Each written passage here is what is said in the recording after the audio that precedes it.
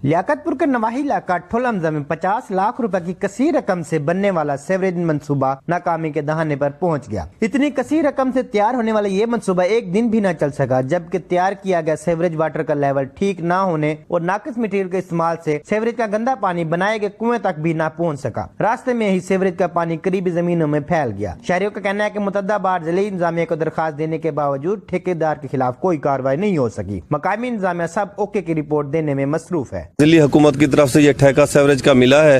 अब भी इनकी पोजीशन ये है, एक तो इनका लेवल सही नहीं है, ठेकेदार की मिली भगत, ओवरसीयर, एसडीओ तमाम जो है फंड जितनी भी आते हैं उनकी बंदर बांट कर लेते हैं। और मौके पर आप ये देख लें कि सीवरेज की ये पोजीशन है, पानी मस्जिद में और घरों में दाखिल हो चुका है, शहरी इस अजियत में मुब्तला है। हमारी वज़ीर आला पंजाब से अपील है कि दिल्ली हुकूमत का ये मनसूबा है, ठेकेदार, ओवरसीयर और एसडीओ के खिलाफ सख्त से सख्त कार्रवाई की जाए। मोहतरम पहले भी मनसूबा एक मिले नाकाम थी गया, हुण दूसरा मनसूबा मिले जिले हुकूमत को 50 लाख रुपए का। तो इनकी पोजीशन सामने वाजे कि ठेकेदार से या एक्सचेंज या ओवरसीयर सारे मिल के पैसे खा गए। मेहरबानी करते एक्शन की दावा और तहकीकात की वजह कि मनसूबा क्यों नहीं सही काम किया, मनसूबे का काम सही क्यों नहीं किया गया।